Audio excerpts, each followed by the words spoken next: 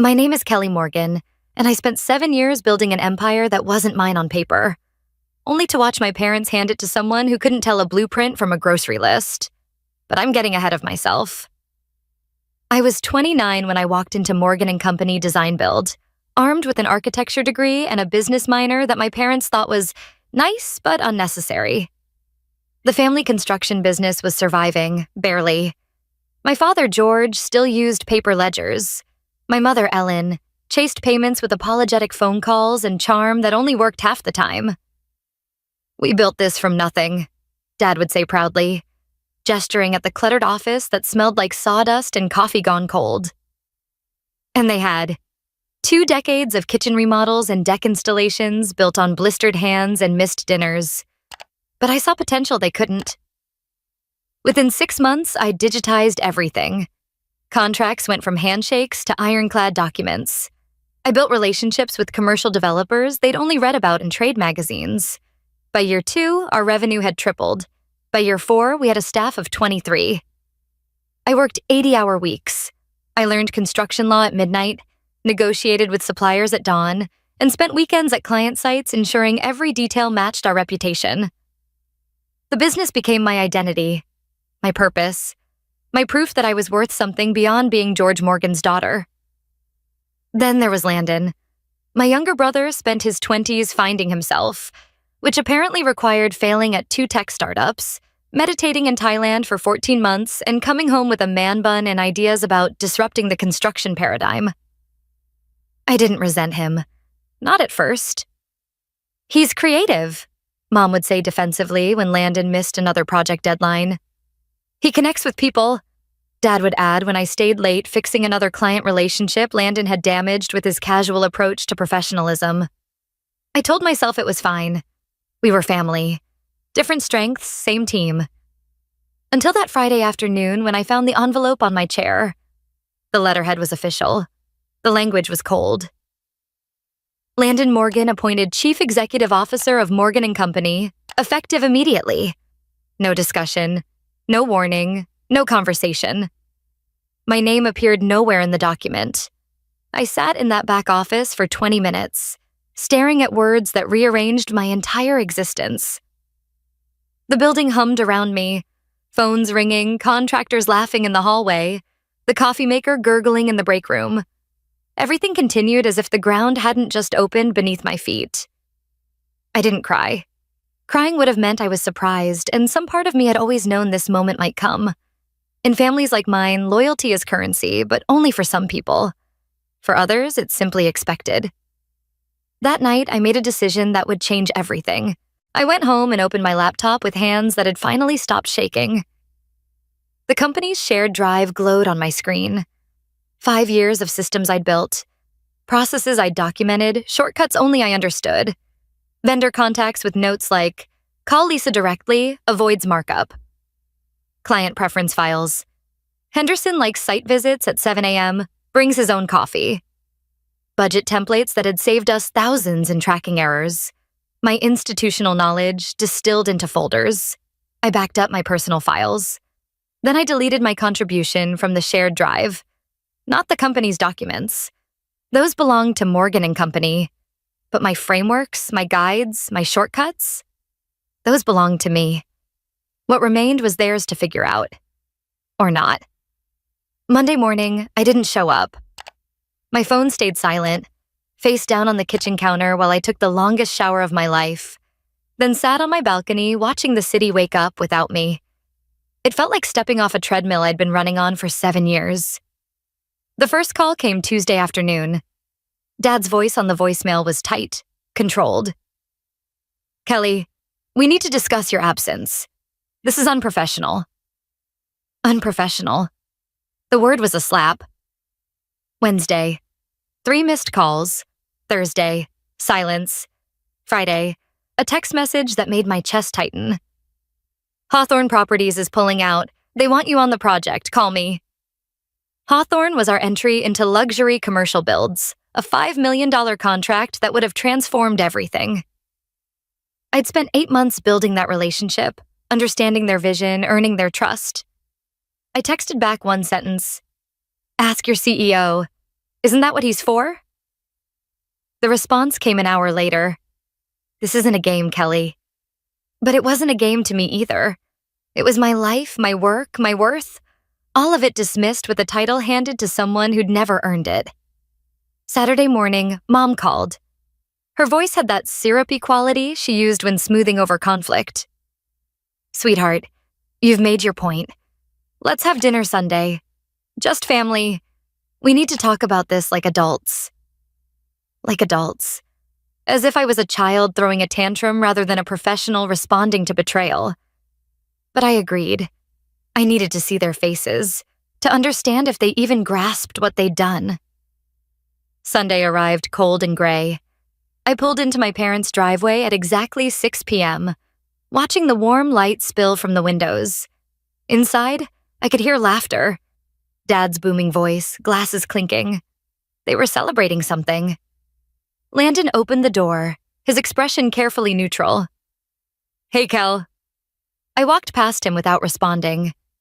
The dining room smelled like Mom's pot roast, the table set with the good china they reserved for important occasions. Dad sat at the head, flipping through a leather notebook. Mom bustled in the kitchen, her apron printed with sunflowers. It looked like every family dinner we'd ever had, except everything that had changed. Let's eat first, Mom suggested brightly, setting down a platter. Then we can discuss everything calmly. But I was done with calm. Why? I asked, the word dropping into the room like a stone into still water. Dad looked up from his notebook. Why what? Why did you make Landon CEO behind my back? After everything I've done, everything I've built, why? The silence that followed was suffocating. Mom busied herself pouring wine, her hands trembling slightly. Dad leaned back in his chair with that expression I'd seen him use with difficult contractors. Patient but immovable. Kelly, no one questions your contribution, he began carefully. You've been the operational backbone of this company, but Landon brings something different. Vision, fresh perspective. He connects with the younger team, understands modern branding. He doesn't understand contracts, I interrupted. He can't read a P&L statement. Last month, he promised a client custom finishes we can't source domestically, adding 3 weeks and $40,000 to the timeline. I fixed it, like I fix everything. He's learning, Mom interjected softly. At what cost? My voice rose despite my intention to stay controlled. You gave him my company. It's not your company, Dad said sharply. It's our family's company. And frankly, Kelly, you were burning out. Working until midnight, skipping vacations, losing perspective. We thought giving you space, letting you step back. You didn't give me space, you replaced me. The words came out harder than I intended. Without discussion, without warning, you wrote me out of my own story. Landon finally spoke, his voice quieter than usual. I didn't ask for this, Kel. Dad came to me and said you needed a break, that I could help shoulder the burden, and you said yes. I turned to him. You took the title, the authority, the office, my office, and didn't think to ask why your sister, the one who's been running this company, was suddenly taking a break she didn't know about? He looked down at his plate. I thought I could handle it. You thought wrong. I pulled out my phone and opened an email, sliding it across the table to Dad. Hawthorne signed with Brenner Group yesterday. $2.3 million contract. Gone. Dad's face went pale. They'll come back. Once things settle, they won't. I built that relationship over 8 months. They trusted me, not Morgan and Company. Without me, we're just another mid-tier contractor. I stood, reaching for my coat. And now Landon gets to learn that leadership isn't about vision. It's about the 1,000 small decisions that no one sees. The relationships you build at 6 a.m. site meetings, the credibility you earn by being excellent when it's inconvenient. What do you want? Dad's voice had an edge of desperation. You want to see us fail? You want the business your mother and I built from nothing to collapse? I want respect, I said quietly. I want to be valued, and clearly that's not possible with your golden boy playing CEO while I work in the shadows. Mom reached for my hand. Sweetheart, please. I pulled back. I spent 7 years proving my worth. I won't spend another 7 begging you to see it. The walk to my car felt longer than it should have. Behind me, the house glowed warm and inviting, full of people who loved me but couldn't value me. And I realized something that should have been obvious years ago. Love without respect is just a pretty cage. That night, I sat on my balcony with a glass of wine, watching the city lights blur and sharpen. My phone buzzed with messages I didn't read. For the first time in 7 years, I wasn't managing a crisis, wasn't solving a problem, wasn't carrying weight that wasn't mine to bear. I was just existing, and it felt like breathing after being underwater. The silence lasted 3 days, then the storm hit.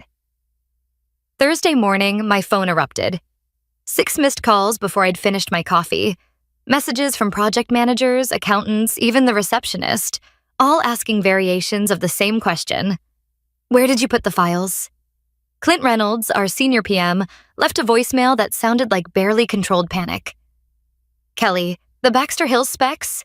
Landon says they're gone? The client needs confirmation by 4 p.m. and no one can find the original documentation. Please, if you have copies... I deleted the message. An hour later, Karen from accounting.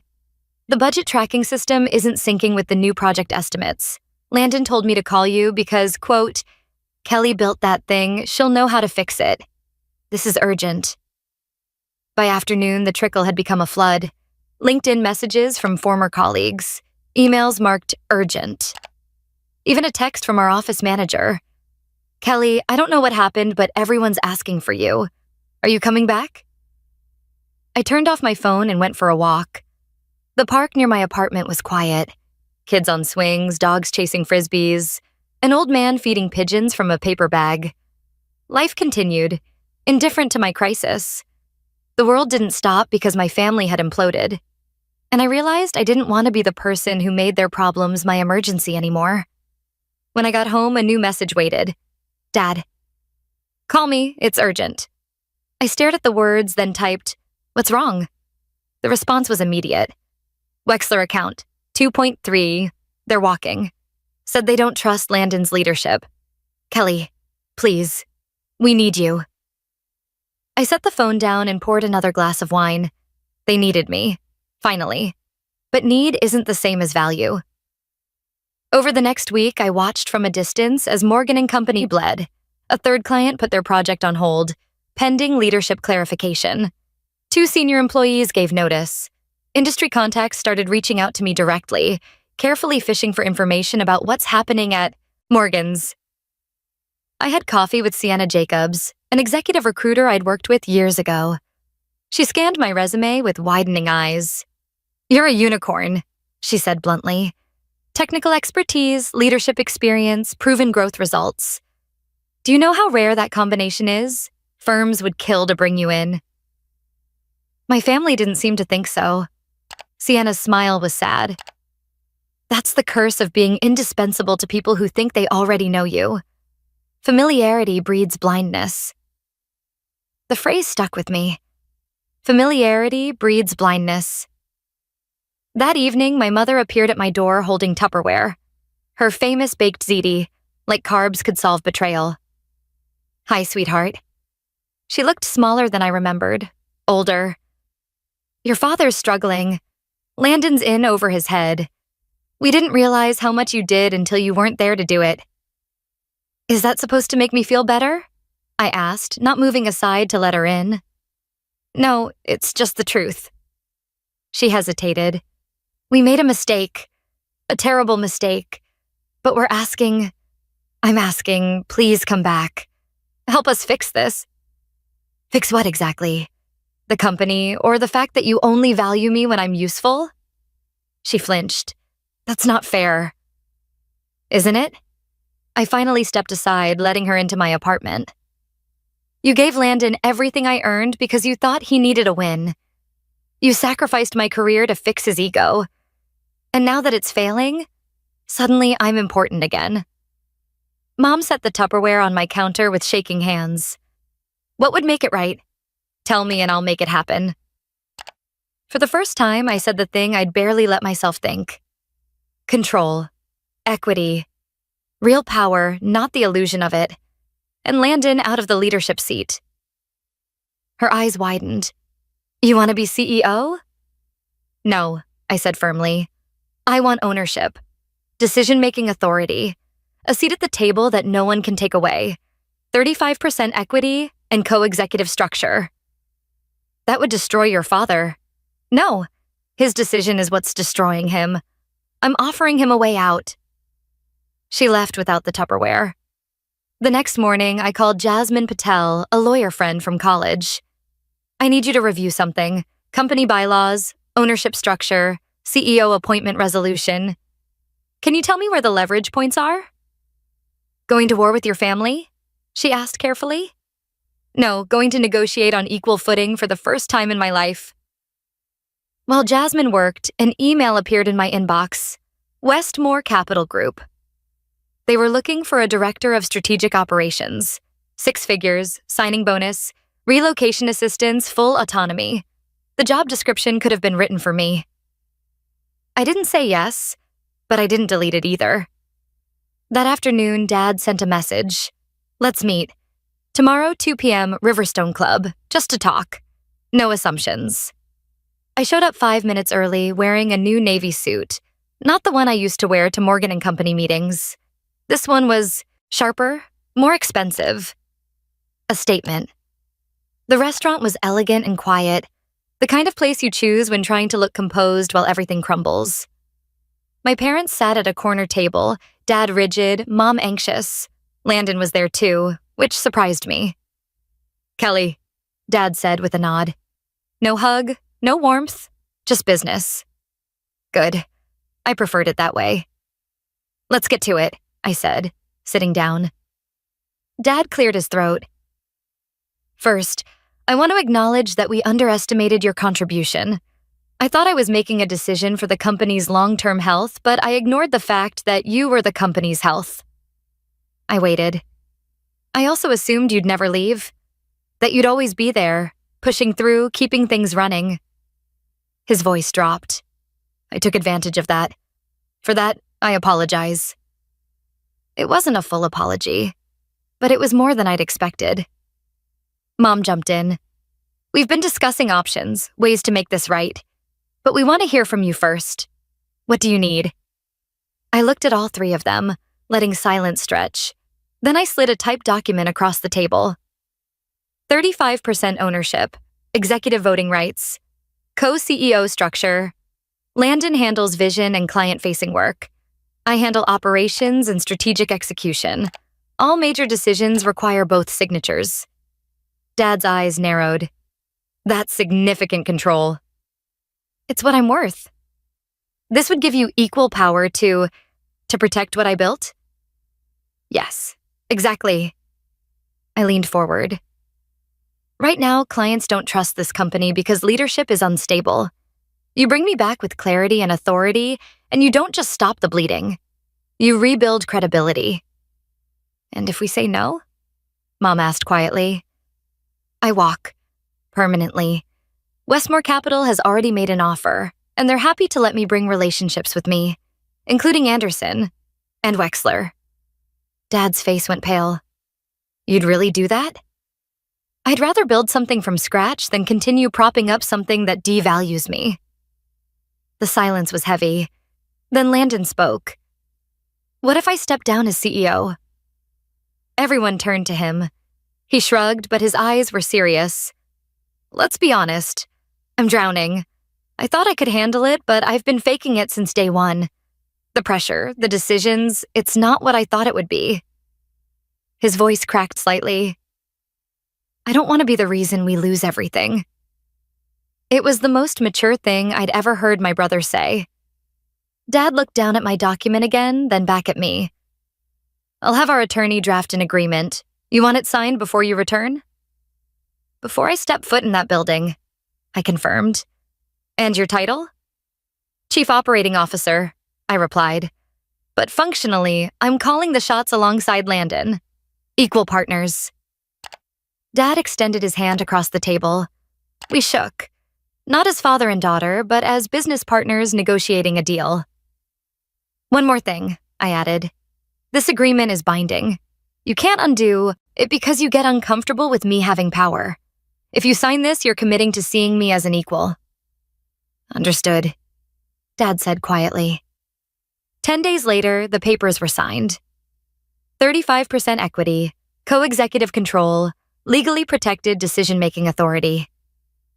I didn't return to Morgan & Company as someone who needed a job.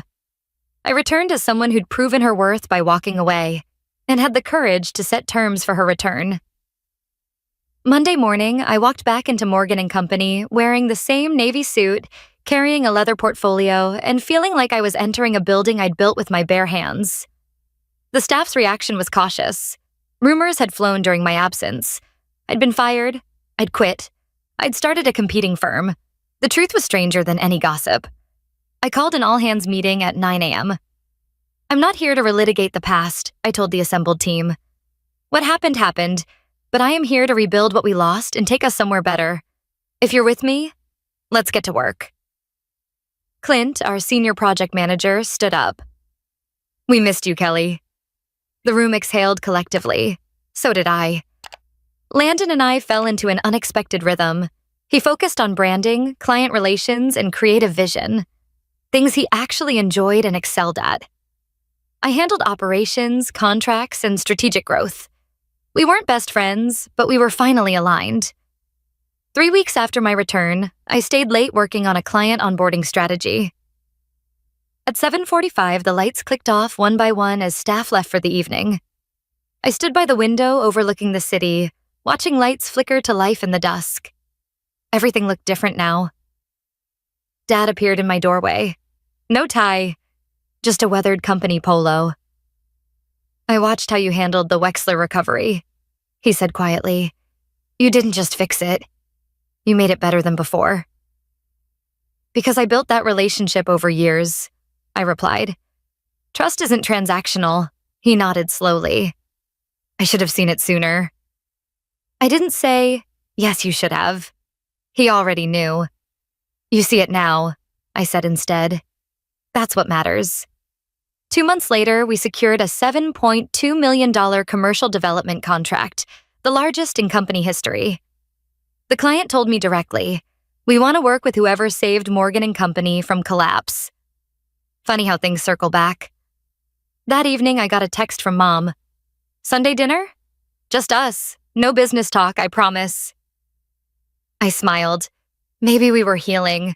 Sitting on my balcony that night, wine in hand, city glowing below, I reflected on everything.